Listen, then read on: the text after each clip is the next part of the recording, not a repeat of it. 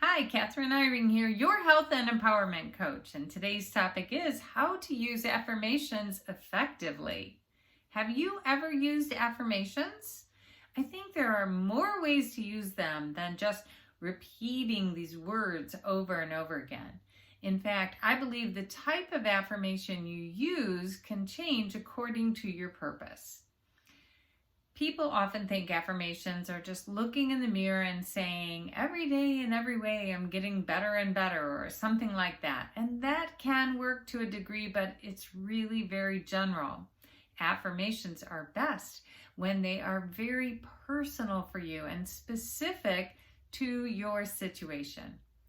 As an example, if you want to convince yourself that you really are more than what you have believed yourself to be, this is a good time to use your I am statement. Your affirmation would be like, I am worthy, I am valuable, I am capable. On the other hand, if you're trying to change a habit or a behavior, well, maybe specifically you're trying to stop eating in the evenings after dinner. Your affirmation in that case would be, I stop eating at 7 p.m. daily. I feel satisfied when I stop eating at 7 p.m. Now, what if you're trying to advance your career? Something like that. And you also want to be able to stay optimistic because you're getting discouraged. Maybe you would say, I trust in my capabilities. And my best opportunity is available and waiting for me right now. So why do affirmations work? Because they do.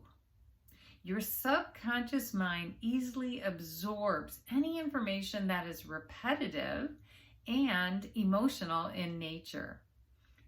So your conscious mind can accept or reject incoming information, but your subconscious mind cannot.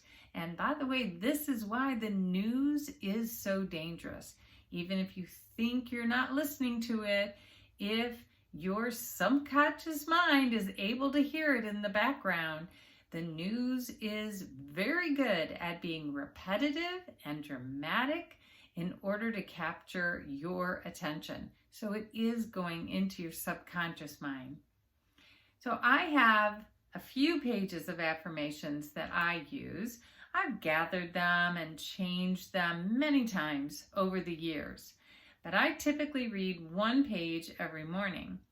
But I don't want them to be dull. So I use a pen and I circle words or underline words, maybe even write an exclamation point anywhere where I want emphasis, and I want to make sure I'm really reading these and letting them internalize.